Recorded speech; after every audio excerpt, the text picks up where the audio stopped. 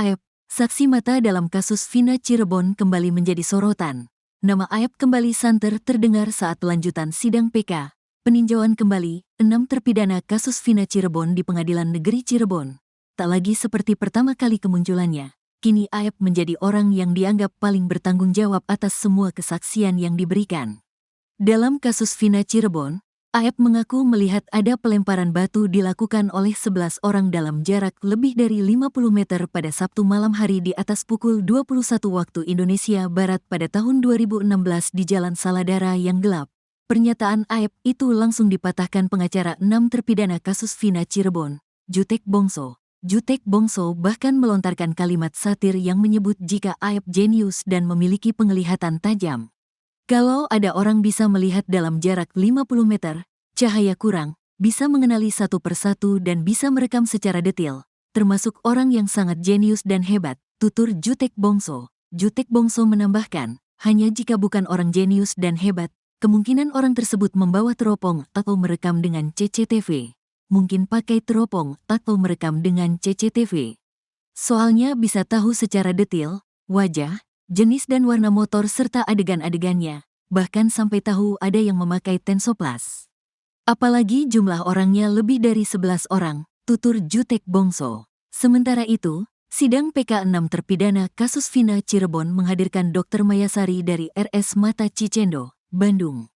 Dalam keterangannya, Mayasari menjelaskan penglihatan orang sangat terbatas. Pada malam hari, apalagi dengan cahaya kurang, maksimal hanya bisa melihat dan mengenali wajah tidak sampai 15 meter. Kalau sampai 50 meter, mata orang hanya bisa melihat sosok.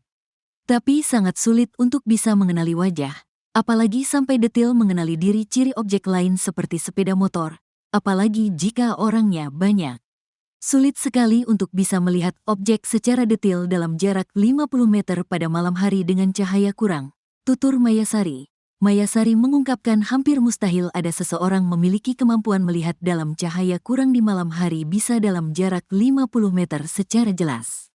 Sulit sekali bisa melihat objek secara jelas dalam jarak 50 meter, apalagi malam hari dengan cahaya kurang terang, tutur Mayasari. Fakta baru terungkap jelang sidang perdana peninjauan kembali, PK, terpidana kasus Vina Cirebon atas nama Sudirman.